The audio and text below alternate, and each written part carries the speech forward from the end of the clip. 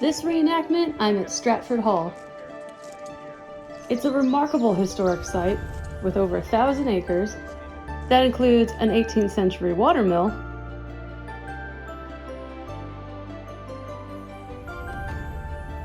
and an 18th century mansion.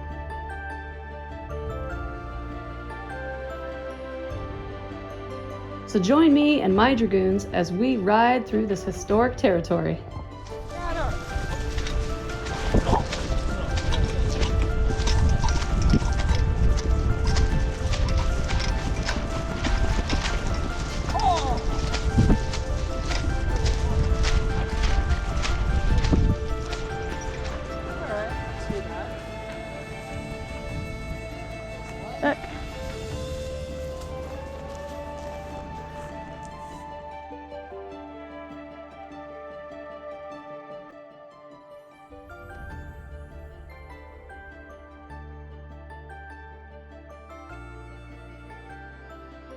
Stop for some gas. We're about halfway there.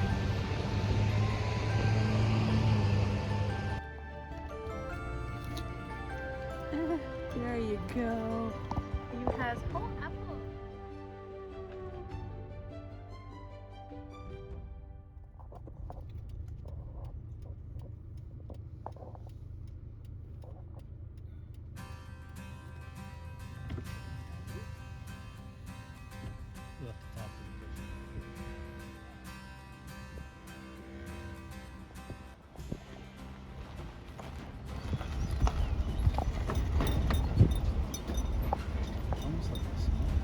I know. They must know a horse trailer when they see one.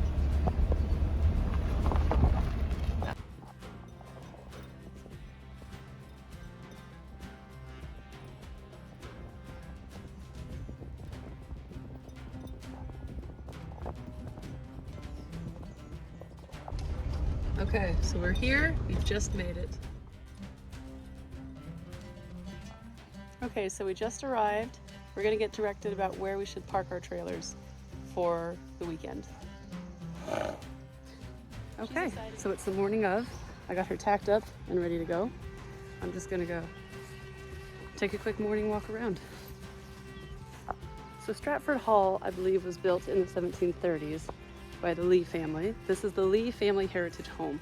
So Light Horse Harry Lee, who ended up having his own unit in the war, 2 or 3 very significant Lees. Richard Henry Lee, he is the one who came up with the Virginia Resolve, I believe it was.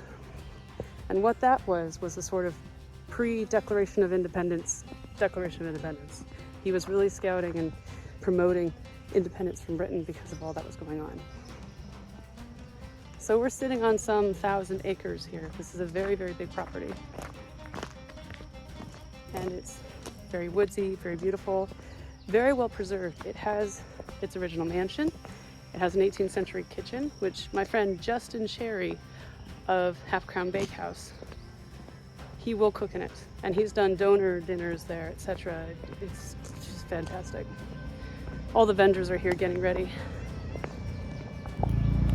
It also has, and of course what is one of my favorite parts of this estate, an original 18th century stable. And it's incredible because the Marquis de Lafayette, his original carriage is in here. So let's go take a look.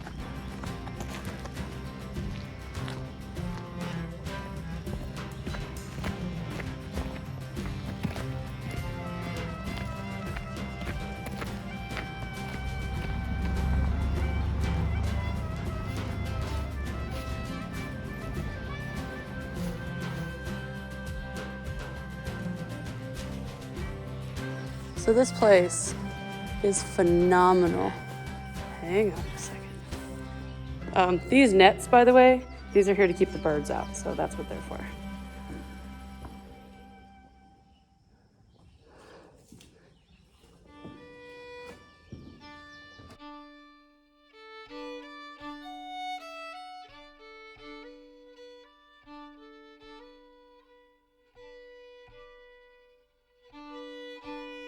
Wow.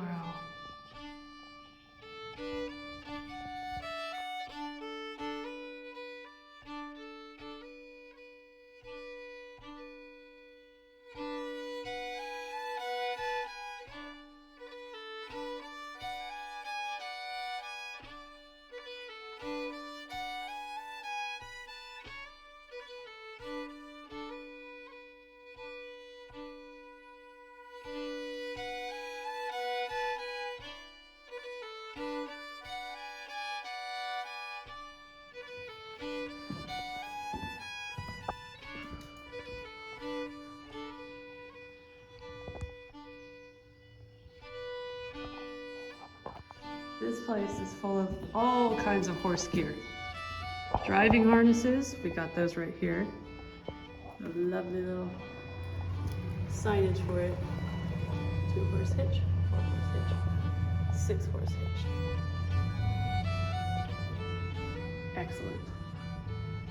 Excellent. Okay, so the Lee family has a heraldic crest that is a squirrel.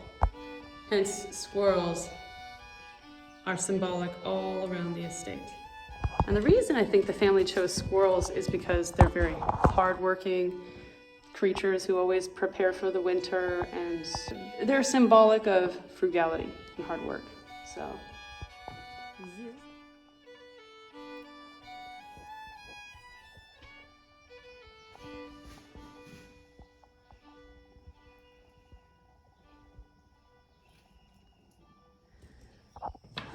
But yeah, the Stratford Hall, and squirrels. It's sort of the seal of the family. Okay, I love this. Lafayette's carriage. How exciting. Let's see what the rest of the stables has.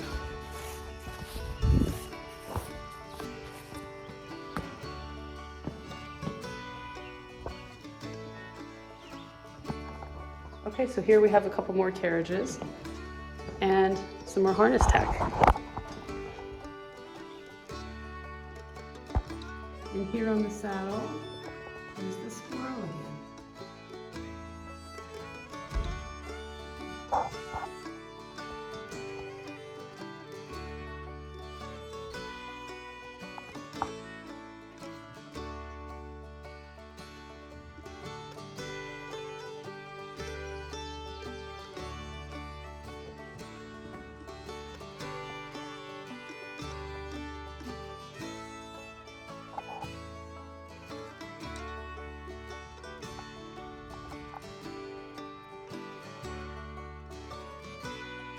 This place is huge. So this is where they would have stored the carriages, in these buildings here. Let's see what these have. A tack room, naturally.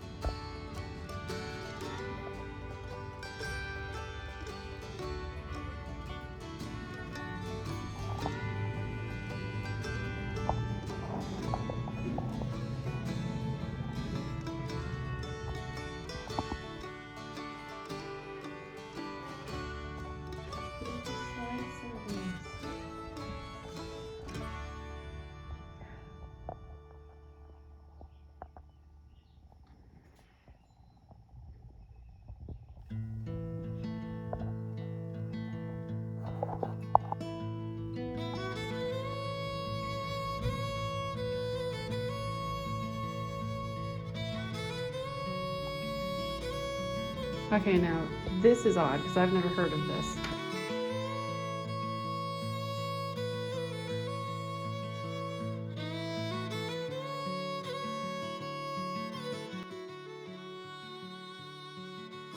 I think this is rather odd, but again, it is what it is, and I'm sure it had a functional use.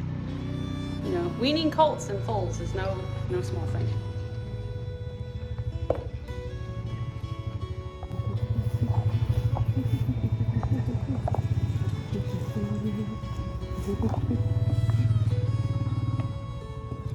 Aha, the stables. Not unlike the stables at Mount Vernon, you can see how they're set up into different sections and squares as opposed to a whole closed box stall.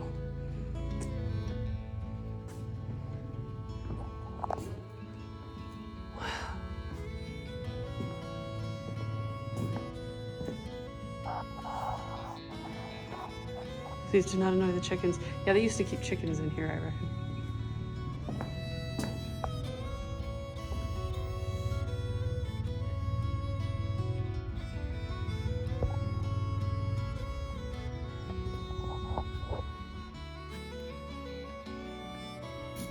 So this is a neat sentence here. It says, in some of the more plebeian and slow motion tasks, he was relieved by oxen, and in the late 18th century by mules. Now the reason for that, mules were definitely introduced in the late 18th century because George Washington really promoted their use. He's called the father of the American mule. George Washington was gifted a donkey named Royal Gift. He named Royal Gift. And he was gifted another donkey by Lafayette. And between the two, they managed to get some breeding done, and they got mules. And Washington, like many men I know, fell in love with mules. And I love mules too. I think they're interesting. They're very hardy, they're hardworking. You kind of can't really tell them what to do, but sort of co-lead each other into getting the task done. So the process was beginning where mules were going to replace horses on the fields because just they were sturdier.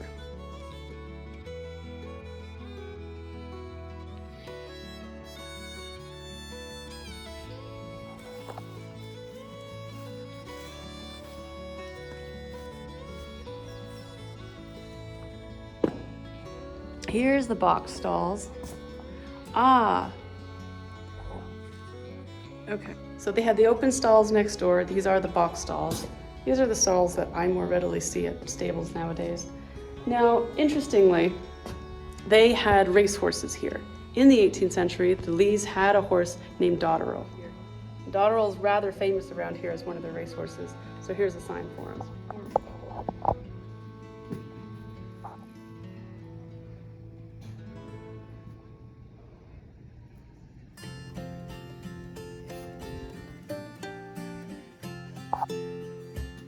So yes, you can see how on this site, maybe more recent history, they were breeding 18th century chickens here. So.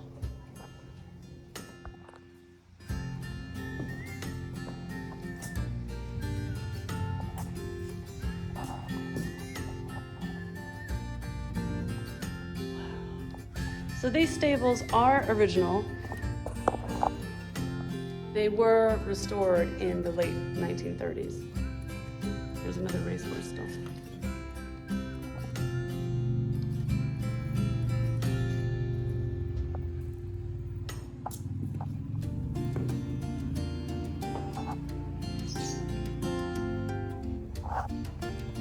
Here's a feed bin, and this would have been used for hay.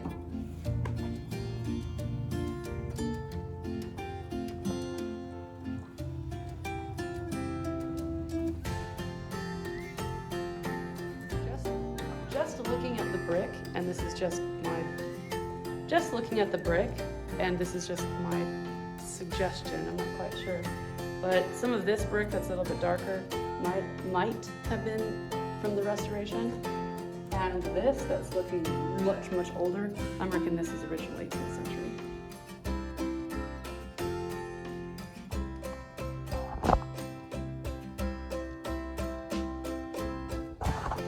So this is what stalls and stables looked like in the 18th century, certainly here at Stratford Hall.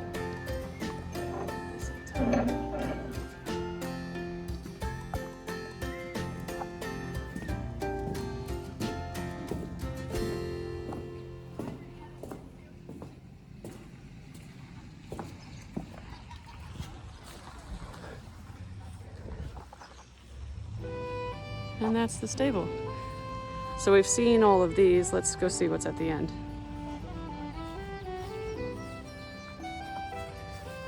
Oh, one more look. I rather find these fly sheets and fly nets very intriguing. So at the beginning, you saw my horse in fly gear, very 21st century fly gear. It's bright blue and purple and all that fancy stuff. But in the 18th century, fly gear looks like this. When these swatted around, they would startle the flies and keep them off the horse. I think that's actually rather very intelligent. Some of our modern fly gear could use that. Some blade lines, fork. That's a pitchfork for straw or hay. And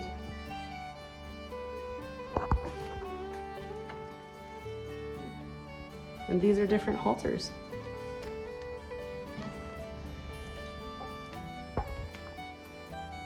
Here's a flat-out head stall with a straight snaffle bit. It's a loose ring snaffle bit. Awesome. A horse in the 18th century. So, let's go check out the other buildings. Attack.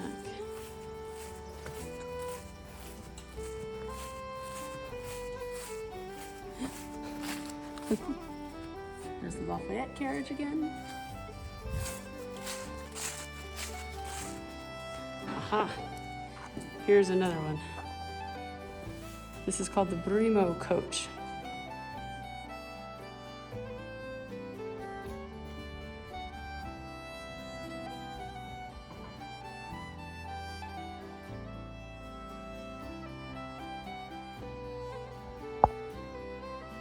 You can see the shafts. You can see the shafts for the. You can see the shafts for the carriage, and this blue one here in the back. That's what that's for.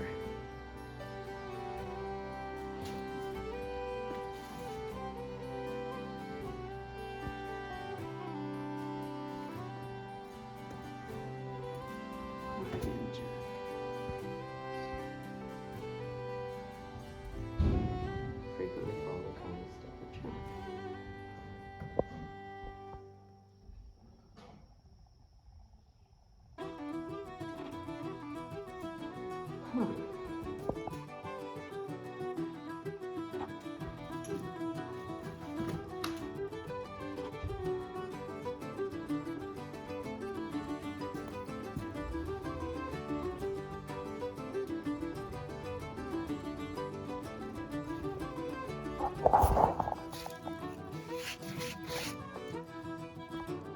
Oh, here it is. No, here it is.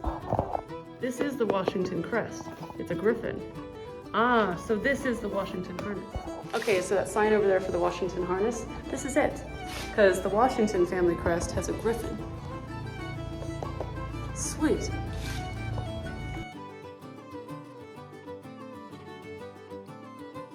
And that concludes our tour of the 18th century stable.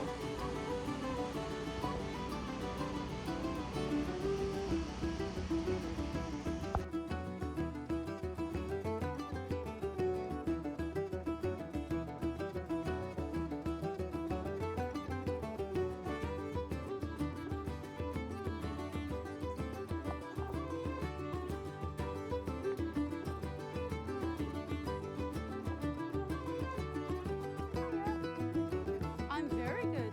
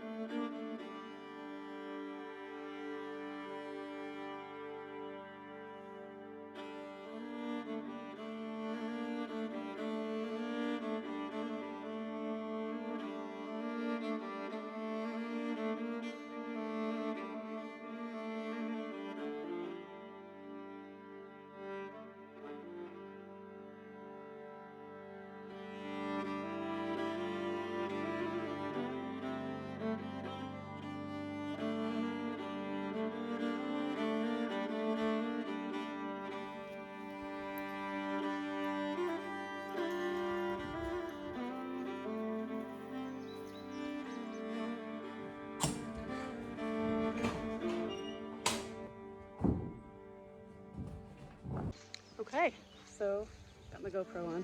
I'll take it off when we start addressing the public. That being said, we just rode to the mill, took a look at the Potomac. Now we're trail riding back. We have a drill at 2 o'clock. We're gonna go get the horses watered, maybe get a bite to eat, and perform for the public. Enjoy the rest of the day. What's great about Stratford is it is just full of trails and fields. So it's hot and humid today, but it's a very nice atmosphere.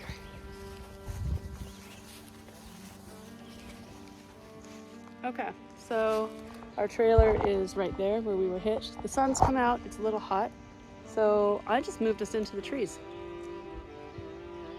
And she's much more content here. She has her water bucket, her hay. I think she's gonna be good there. I'm just gonna throw down a blanket and lie down with her. Yeah, no, this is a quite nice spot. Yep, taking a breather. This is the place to be, nice in the shade. Okay, so it's our break. Infantry are doing musket firing demonstrations on the field. After that, Richard Henry Lee is going to speak, and then we're going to do our drills likewise in that field that is called the Oval in front of the mansion.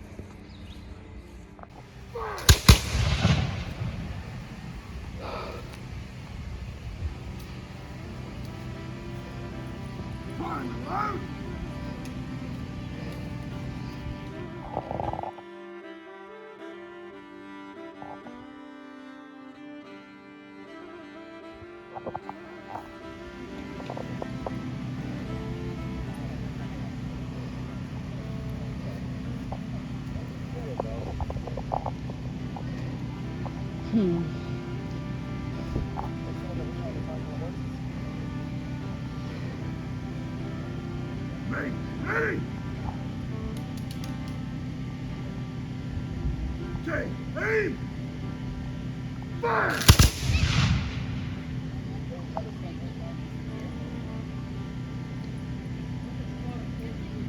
Shoulder!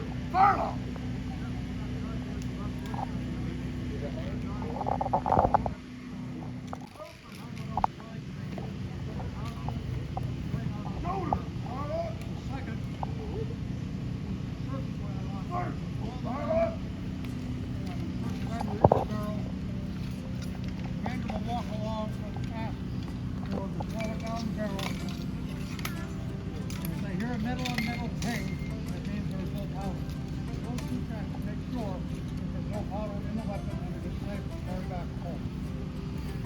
Turn! Rammers! Shoulder! Fire off! Take your foot, Kirby. Arms! At ease.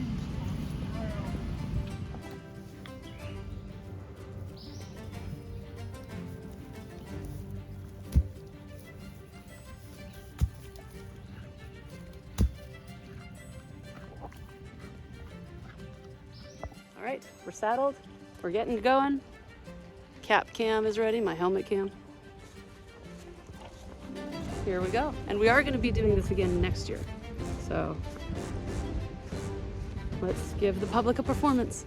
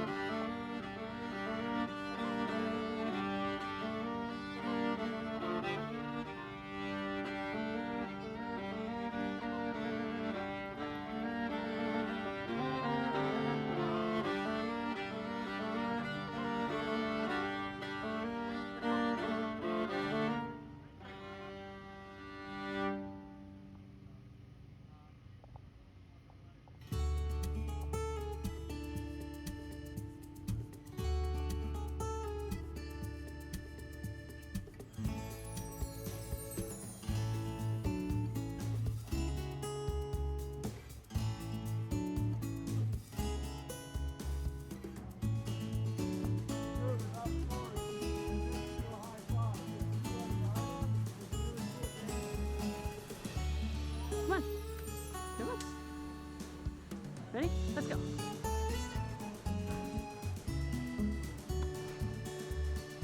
She's all confused. Yeah.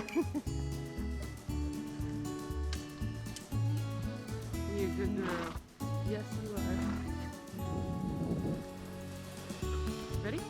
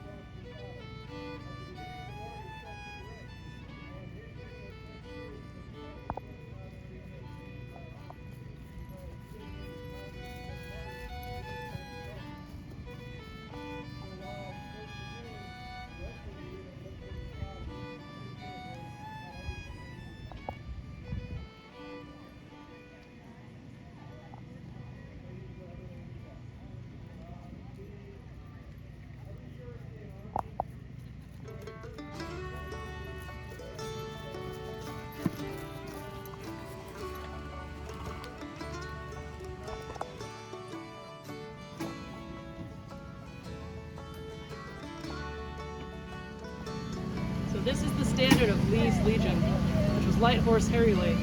After he broke off from the regular units, he created his own, and this was his standard. The original is housed here at Stratford Hall. All right, Richard Henry Lee is speaking, so I'm gonna go catch his history lesson. So this is Stratford Hall. One of the biggest things about it was the home of Light Horse Harry Lee, who was the commander of Lee's Legion. Now, another namesake is Richard Henry Lee, and this is the gentleman who is speaking now. Oh, he did many times. George grew up not far from here, up the river, and we used to spend a great deal of time hunting, fishing, those sorts of things. George was one of my closest friends as a young man. Now, his family, of course, was not, certainly they were men of means and wealth. Here in Virginia, essentially, you are a gentleman if you don't have to work with your hands. You have other people who do the work for you. But you can see within that class there's a great deal of variance. So his land holdings, his family's land holdings were not nearly as extensive as ours, and the land itself was in much older parts. Also, as under the laws of Great Britain, if you're the first son, you get all the land. In Virginia, well, we winked at that a bit. Like my brother inherited this house and the property around it. All the separate property about, then could go to the younger sons. But George was far enough down that he was not going to receive any land. So he had to have a profession. So he went to Williamsburg, where he studied at College of William and Mary, and became a surveyor. He then surveyed well beyond the mountains for the family. His family and my family were part of a company called the Ohio Company, and we claimed vast acreage to the west. And so that's where George got his start. George was interesting, and he always felt that because his father could not afford to send him to Great Britain or to one of the colleges here, William and Mary or Harvard or what, that he was at a disadvantage. I said, come now, George, you can read. Therefore, you can educate yourself, can you not? And I always found him to be as educated as anyone else, but he was always somewhat pricklish about that.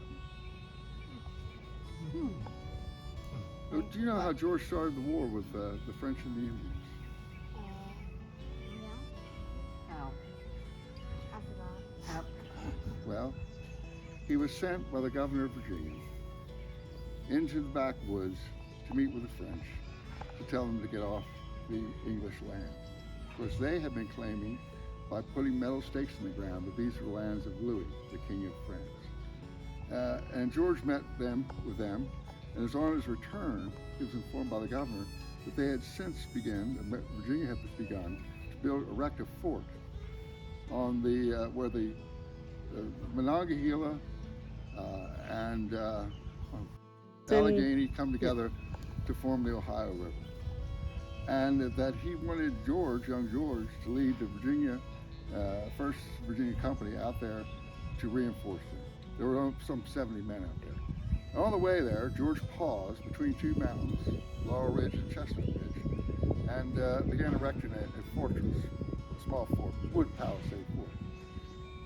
And at that time, he received word from an Indian by the name of Tangarisa that the French were loose from had taken the fort, and that they were going to come and find him, a small force of them. So he went, along with his Tangarisa, into a glen at the top of a mountain. And there he found a small contingent of the French who were still asleep. The Virginians began to descend, shots rang out, no one knows who's first, but within minutes, several of the Frenchmen lay dead, including the leader, the ensign de Jumonville. Well, Jumonville was waving around a piece of paper. Though wounded, he was not dead, and he started speaking French. And George did not speak a word of French. So he turned to a Dutchman he had with him to get an interpretation. When he did, the Indian chief said in perfect French, "Tu n'es encore mort, mon père. You are not yet dead, my father." With that, he put his tomahawk through his skull. He then slipped his hands in the man's skull and washed his hands in the man's brains. He was very pleased with himself, because we wanted a war between the French and the English, and he had just done it. Because who got the blame was George. Mm-hmm. How this happened was George retreated to his palisade. The following morning, he found himself surrounded by thousands of Frenchmen. He thought they would sally forth in the European manner into the open field that was about his little palisade. They didn't. They remained behind the rocks and in the trees. And before long, George found himself a group of exhausted men, many of them killed and wounded. With rain, their powder was wet, so they had to surrender. He then signed a document, again written in French, in which he, George Washington, admitted to the murder of the ensign de Jumonville. And that is how he started the war with the French and the Indians. Interesting.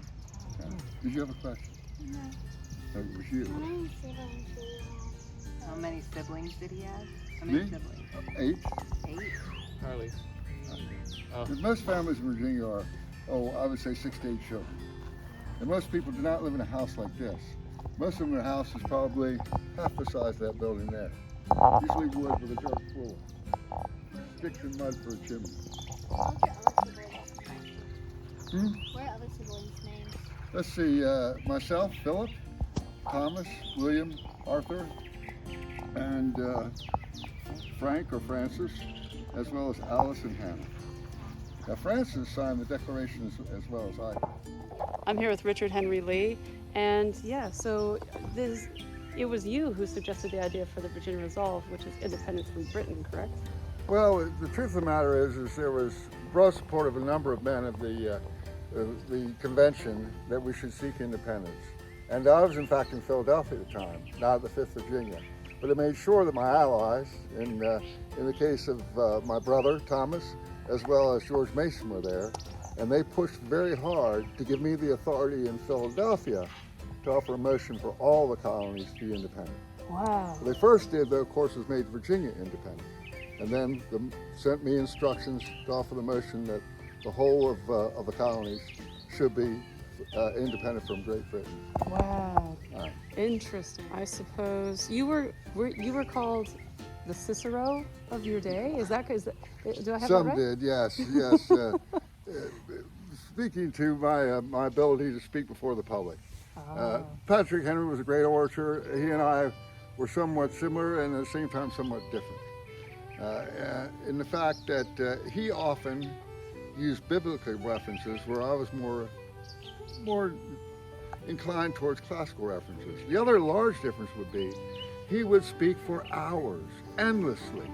I would keep my remarks crisp, clear, short, which I always felt was much more effective. Indeed. When their eyes glaze over, you've lost them. Indeed. Patrick, please sit down, but he would not. So it's relatively well known that you have a hand injury, but what's the story of that? Well, I was out hunting a swan, and while the breech exploded, Oh. and removed these 4 fingers from my left hand. I nearly bled to death if it hadn't been for my man being with me and getting me quickly back home into a doctor. I would have died.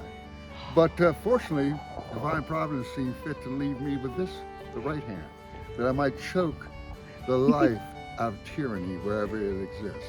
Huzzah. Thank you, sir. By Patrick Henry. Virginia has hitherto taken the lead in great affairs, and many now look to her with anxious expectation. We cannot be rebels excluded from the King's protection, and magistrates acting under his authority at the same time. This proves the indispensable necessity of our taking up government immediately for the preservation of society.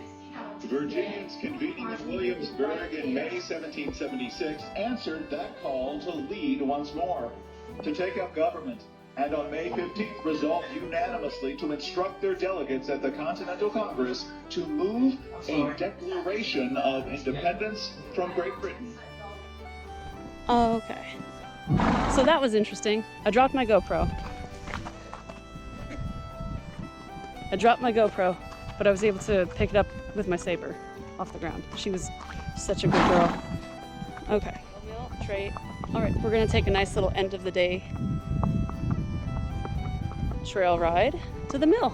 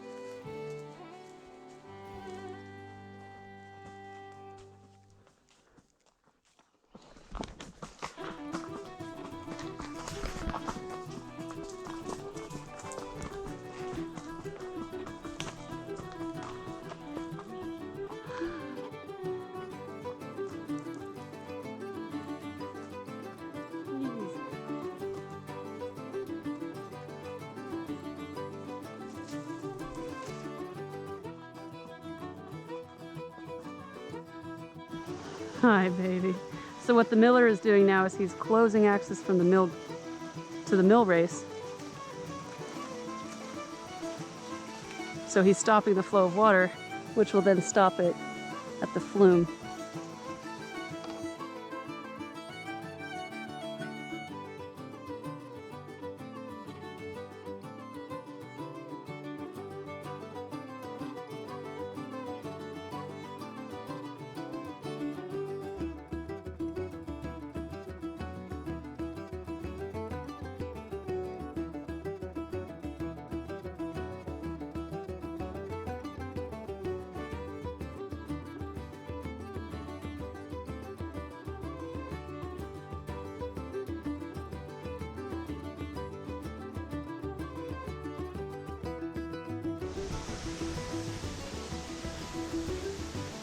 Here's our mill.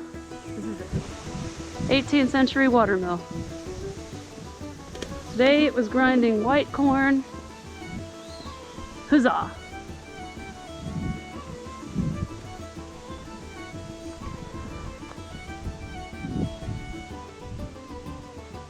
I'm gonna stop and eat.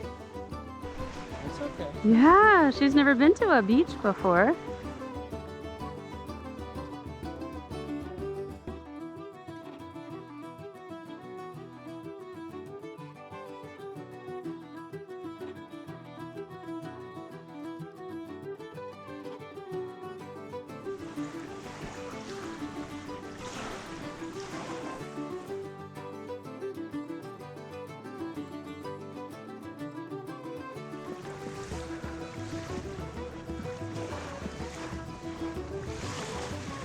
Good girl. What do you think?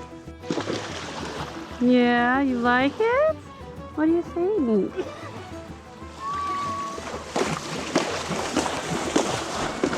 She'll stay here for ages, I guess. Get herself all clean.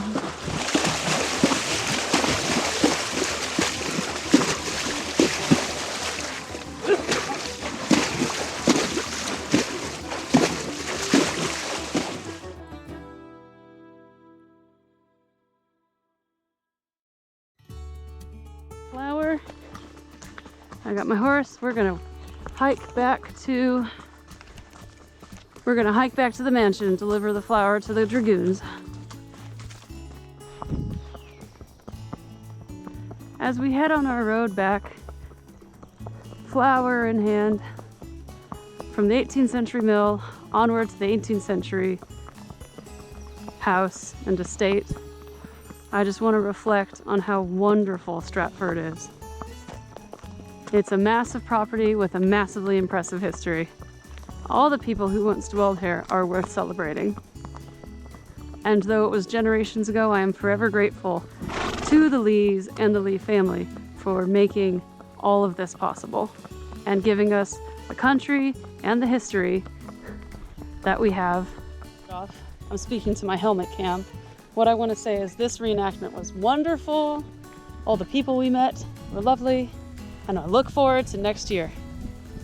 So stay tuned until then, and in the meantime, huzzah, cheers, and God bless.